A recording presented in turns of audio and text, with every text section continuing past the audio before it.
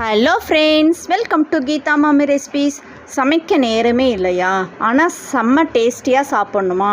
அப்போ இந்த 10 நிமிஷம் கார்ன் ஃப்ரைட் ரைஸ் ட்ரை பண்ணுங்கள். ஹோட்டல் சுவையில் வீட்டில் எப்படி செய்கிறதுன்னு பார்க்கலாம். வாங்க வீடியோக்குள்ளே போகலாம். இதுக்கு தேவையான இன்க்ரீடியன்ட்ஸ் ரொம்ப கம்மி தாங்க.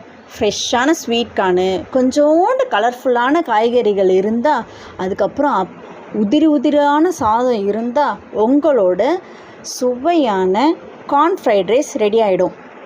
நான் இங்கே கேரட், கேப்சிகம், கோஸு, ஸ்வீட் கார்ன் எடுத்து வச்சுட்டுருக்கேன்.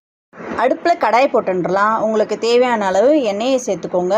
பட்டர் இருந்தால் பட்டர் சேர்த்திங்கன்னா ரொம்பவே அருமையாக இருக்கும். இதில் ஒரே ஒரு பச்சை மிளகா குட்டி குட்டியாக கட் பண்ணி போட்டுக்கோங்க. அதுக்கப்புறம் இஞ்சி பூண்டு பொன்னிறம் ஆகிற வரைக்கும் வதக்கிக்கலாம்.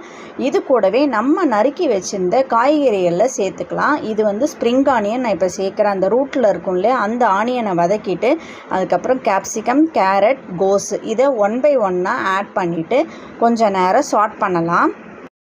சாதம் குழையாமல் இருக்கணும்னா வேக வச்ச சாதத்தை ஒரு தட்டில் போட்டு ஆற வைங்க.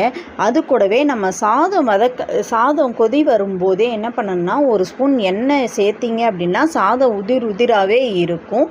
இதுதான் ஃபஸ்ட்டு டிப்ஸ். இன்னொரு டிப்ஸ் நான் சொல்கிறேன், வீடியோஸை ஸ்கிப் பண்ணாமல் பாருங்கள்.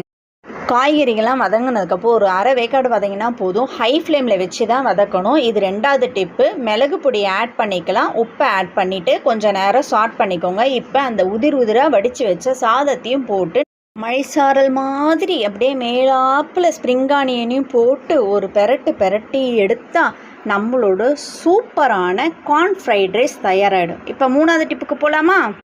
நம்ம ஹோட்டலில் சாப்பிட்ற ஃப்ரைட் ரைஸ் ஏன் தெரியுமா அவ்வளோ வாசனையாக இருக்குது தெரியுமா? தெரிஞ்சவங்க கமெண்ட் பண்ணுங்கள். தெரியாதவங்களுக்கு இந்த வீடியோ பாருங்கள். சாதம் கிளறும்போது நான் பிளாக் பெப்பர் சேர்த்தேன் இல்லையா, அதுக்கு பதிலாக ஒயிட் பெப்பர் சேர்த்து பாருங்கள். கொஞ்சோண்டு பட்டர் சேர்த்து பாருங்கள். ஹோட்டல் ஸ்டைலில் நீங்களும் அதே வாசனையை அனுபவிப்பீங்க வீட்டில். நீங்களும் இந்த டிப்ஸை ட்ரை பண்ணி பார்த்துட்டு எப்படி இருந்ததுன்னு கமெண்ட்டில் சொல்லுங்கள். இந்த வீடியோ பிடிச்சிருந்தா லைக் பண்ணுங்கள், ஷேர் பண்ணுங்கள். மறக்காமல் கீதா மாமி ரெசிபீஸ்க்கு சப்ஸ்கிரைப் பண்ணிவிடுங்க. தேங்க்ஸ் ஃபார் வாட்சிங் வித் மீ சீதாலட்சுமி. பை.